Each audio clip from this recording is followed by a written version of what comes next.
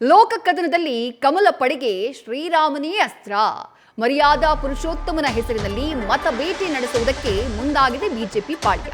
ಶ್ರೀರಾಮನವಮಿಯಂದು ಅದ್ದೂರಿ ಆಚರಣೆಗೆ ತಯಾರಿಯನ್ನ ಮಾಡಿಕೊಳ್ತಾ ಇದೆ. ಗಲ್ಲಿ ಗಲ್ಲಿಯಲ್ಲಿಯೂ ಬಾಲರಾಮನ ಫೋಟೋ ಇಟ್ಟು ಪೂಜೆ ಮಾಡುವುದಕ್ಕೆ ಸಿದ್ಧತೆಯನ್ನ ಮಾಡಿಕೊಳ್ಳಲಾಗ್ತಾ ಇದೆ. ವಿಭಿನ್ನವಾದಂತಹ ರೀತಿಯಲ್ಲಿ ರಾಮನ ಆರಾಧನೆಗೆ ಪ್ಲಾನ್ ಅನ್ನ ಮಾಡಿಕೊಂಡಿದ್ದಾರೆ ಕೇಸರಿ ಪಾಳ್ಯದ ನಾಯಕರು. ರಾಮನ ಆರಾಧನೆಯಿಂದ ಜನರನ್ನ ಸೆಳೆಯೋಕೆ ಬಿಜೆಪಿ ತಂತ್ರವನ್ನ ಮಾಡ್ತಾ ಇದೆ. ಡೀಟೇಲ್ಸ್ ನಮ್ಮ ಪ್ರತಿನಿಧಿ ಗಣಪತಿ ನೀಡ್ತಾ ಹೋಗ್ತಾರೆ. ಗಣಪತಿ, ಜನವರಿ 22ರ ಸಂದರ್ಭ, ಅಯೋಧ್ಯೆಯಲ್ಲಿ ರಾಮಲಲ್ಲಾನ ಮೂರ್ತಿ ಅನಾವರಣಗೊಂಡಂತಹ ಸಂದರ್ಭ. ಆಗ ಇಡೀ ದೇಶಾದ್ಯಂತ ಒಂದು ರಾಮನ ಅಲೆ ಕ್ರಿಯೇಟ್ ಆಗಿತ್ತು.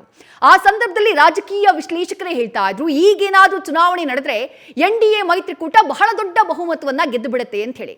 ಬಟ್ ಆ ಒಂದು ಸಂದರ್ಭ ಆಗಿ 3-4 ತಿಂಗಳ ಆಗೋಯ್ತು. ಪರಿಸ್ಥಿತಿ ಸ್ವಲ್ಪ ಬದಲಾದ ಹಾಗೆ ಕಾಣಿಸ್ತಾ ಇದೆ ಅಖಾಡದಲ್ಲಿ. ಹಾಗಾಗಿನೇ ರಾಮನವಮಿಯ ನೆಪದಲ್ಲಿ ಅಯೋಧ್ಯೆ ರಾಮನನ್ನ ಮತ್ತೊಮ್ಮೆ ನೆನಪು ಮಾಡಿಕೊಡುವಂತಹ ತಂತ್ರಾನ ಇದು ಅಂತ ಹೇಳಿ. ವಿದ್ಯಾ, ಖಂಡಿತ ನೋಡಿ, ಚುನಾವಣೆ ಸಮಯದಲ್ಲಿ ಯಾವುದಾದ್ರೂ ಒಂದು ವಿಚಾರ ಸಿಕ್ಕಿದ್ದೆ ಆದಲ್ಲಿ ಅದನ್ನು ಮತವಾಗಿ ಕನ್ವರ್ಟ್ ಮಾಡುವಂಥ ಪ್ರಯತ್ನ ಪ್ರತಿಯೊಂದು ರಾಜಕೀಯ ಪಕ್ಷಗಳು ಕೂಡ ಮಾಡುತ್ತೆ. ಈಗ BJP ಕೂಡ ಇದೇ ಒಂದು ರೀತಿಯಾದಂಥ ತಂತ್ರಗಾರಿಕೆ ಕೂಡ ಮಾಡ್ತಿರುವಂಥದ್ದು. ಏಪ್ರಿಲ್ 17 ಶ್ರೀರಾಮನವಮಿ ಕೂಡ ಇರುವಂಥದ್ದು. ಆ ದಿನ ಬಹಳ ದೊಡ್ಡದಾಗಿ ಬಹಳ ವಿಭಿನ್ನವಾಗಿ ಈ ಶ್ರೀರಾಮನವಮಿಯನ್ನು ಆಚರಣೆಗೆ ಮುಂದಾಗ್ತಿರುವಂಥದ್ದು.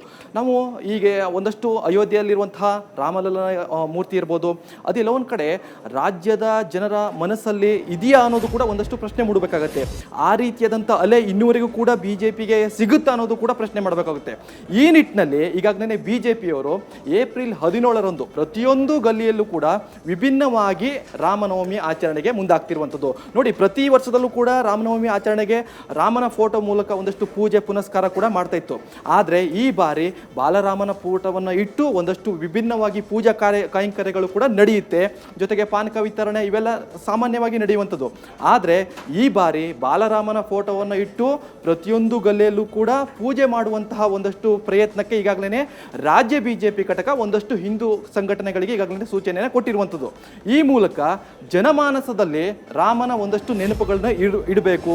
ಚುನಾವಣೆ ಸಮಯದಲ್ಲಿ ನೋಡಿ, ರಾಮನ ಜನ್ಮಭೂಮಿಯಲ್ಲಿ ರಾಮನ ಪ್ರತಿಷ್ಠಾಪನೆ ಮಾಡಿದ್ದು ಯಾರು ಅನ್ನೋದು ಕೂಡ ಜನರಿಗೆ ಗೊತ್ತಾಗಬೇಕು. ಇದು ಮತವಾಗಿ ಬದಲಾವಣೆ ಆಗಬೇಕು.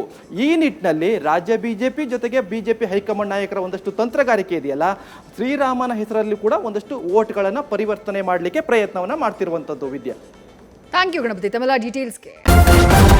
ನ್ಯೂಸ್ ಫಸ್ಟ್, ನಿರ್ಭೀತಿಯಿಂದ ನಿಮ್ಮ ಪರವಾಗಿ.